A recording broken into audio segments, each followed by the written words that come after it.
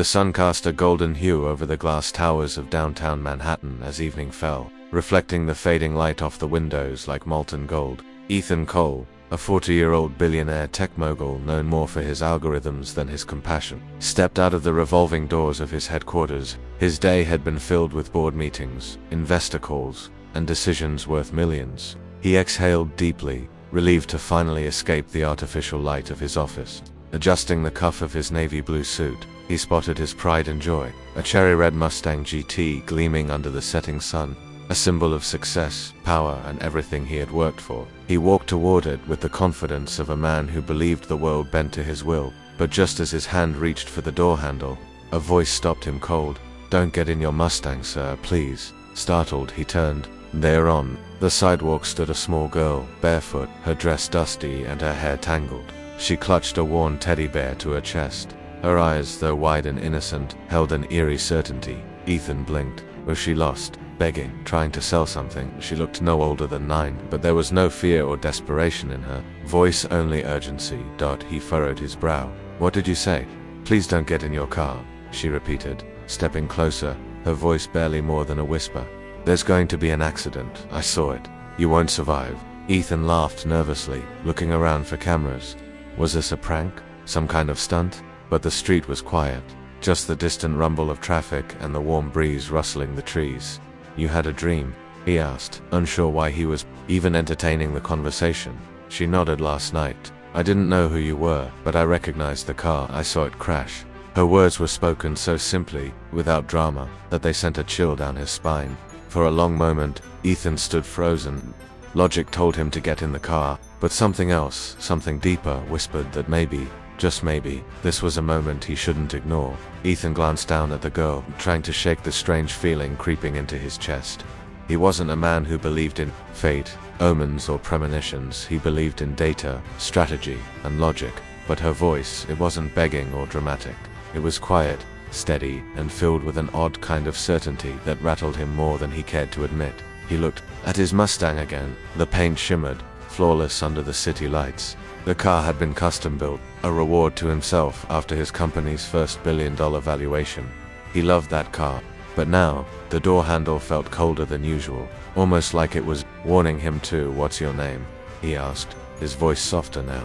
"Lena," she replied, still holding the teddy bear tight. "I don't want you to die." He stared at her. Just a little girl. She couldn't possibly know what she was saying, could she? He glanced up and down the street, waiting for someone to come claim her, to laugh and tell him it was all a mistake, a strange misunderstanding, but no one came. His assistant Mark came jogging out of the building holding a tablet. "Ethan, you've got that dinner meeting in 20 minutes. Want me to drive behind you?" Ethan hesitated. "No, actually, take the Mustang, I'll walk." Mark blinked. "Walk? It's 12 blocks. I could use the air," Ethan said, tossing him the keys. The girl's face lit up with a small, grateful smile, and without a word, she turned and began walking down the sidewalk. Ethan, still baffled by what had just happened, adjusted his jacket and followed her. Something about her calmness made it feel like the right thing to do. They hadn't gone more than 3 blocks when a deafening crash echoed behind them. Tires screeched, glass shattered. A plume of smoke rose into the air. Ethan spun around, his stomach dropping. His Mustang, or what was left of it, was wrapped around a utility pole. The hood was crumpled. Flames licked the underside. His knees buckled, and he sat down hard on the curb, heart pounding. The little girl sat beside him, silent. He looked at her, eyes wide with disbelief. You saved my life." Lena simply nodded, as if she already knew. The chaos of the crash seemed distant now, like a bad dream playing in slow motion behind him. Ethan sat on the curb, his knees weak, heart pounding against his ribs. His eyes stayed locked on the wreck. The Mustang, once the centerpiece of his achievements, was now an unrecognizable pile of scorched metal and glass. Emergency crews had swarmed the scene, but all he could do was stare. That was supposed to be him inside. That was supposed to be his final moment, and yet, he was here, alive, breathing. He slowly turned his head toward Lena. She sat beside him, quietly hugging her teddy bear legs tucked beneath her. She hadn't flinched during the crash, hadn't cried or run. She had known this would happen. Somehow, she just knew. "How did you know?" he asked, his voice low and shaken. "I saw it in my dream last night," she said softly. "I saw the red car.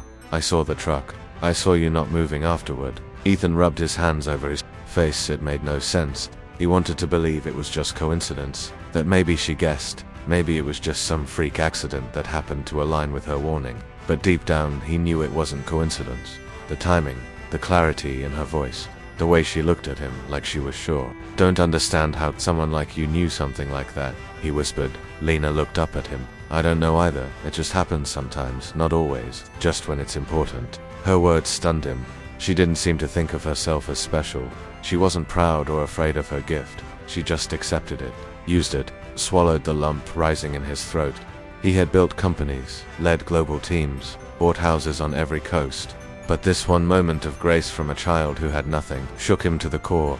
He took off his jacket without thinking, wrapping it gently around her small shoulders. "You saved my life," he said, more to himself than her. "And I didn't even ask your name."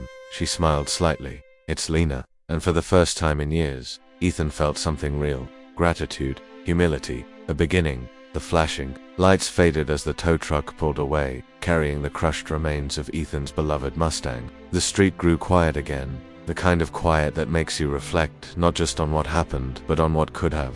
Ethan sat still beside Lena, the child who had somehow known. The hum of the city seemed distant now, as if the world had paused just for them. He glanced at her, wrapped in his suit jacket, her bare feet resting on the concrete. "Where are your parents, Lena?" he asked gently, unsure if he wanted to hear the answer. "My mum passed away last winter," she said softly, without sadness. "She got really sick, and we didn't have money for the hospital."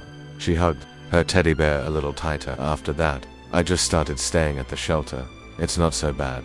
They have warm soup sometimes, and Miss Janet gives me books." Ethan's chest tightened.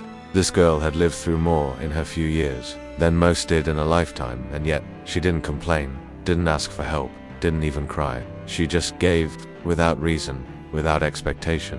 "You've been living on your own?" he asked, his voice low, full of disbelief. She nodded. "Some of the older kids help, but I try not to be a burden. Sometimes I dream things, and when they feel real, I go and try to stop them. Most of the time, I'm too late. But today, I wasn't." He stared at her in awe. A child forgotten by the system, left behind by society, had more courage, more humanity than all the boardrooms he'd ever sat in. She didn't have money, or comfort, or even shoes. But she had purpose. A quiet, powerful purpose. Ethan looked down at his watch, then slowly unclasped it from his wrist. "This watch costs more than most people make in a year," he murmured, "and I've never felt more useless wearing it than I do right now." He set it on the sidewalk beside him, then turned to Lena. "You shouldn't be alone. You deserve a home, a family, and everything this world forgot to give you. I don't know exactly how yet, but I promise you, I'm going to make it right." Lena didn't say anything. She just reached out and held his hand. A week later, the world was watching. News cameras lined the steps of the old tech headquarters that once symbolized power and profit. But today, something different was unfolding. The building had been renamed, rebranded, and reborn. A new sign gleamed above the entrance. Hope Tech Foundation. Ethan Cole stood before the crowd, no longer in his usual tailored suit, but in a simple button-up shirt and slacks. Beside him stood Lena, her hair neatly combed, wearing a pale blue dress and holding a fresh new teddy bear. She looked up at the flashing cameras without fear, not because she was used to attention, but because she understood the moment. She had already lived through something far greater than this. Ethan stepped to the podium and took a slow breath. "Exactly 7 days ago," he began, his voice steady, "I was on my way to a dinner meeting when a little girl stopped me on the sidewalk. She didn't ask for anything. She didn't even tell me her name. She just said, 'Don't get in your Mustang.'" A few soft murmurs rippled through the crowd. I didn't understand why, but I listened. That choice saved my life. 10 minutes later, that Mustang was totaled by a truck. I would have been inside. I would not be standing here right now. He paused, turning to look at Lena with a smile. This is Lena. She didn't have a home. She didn't have parents. But what she had was a heart that cared more for a stranger than for her own comfort. She reminded me of something I had forgotten in my pursuit of success. That the greatest wealth is found in kindness, in courage, in love. Cameras clicked. Reporters leaned forward. People were silent. That's why I'm no longer running a tech empire.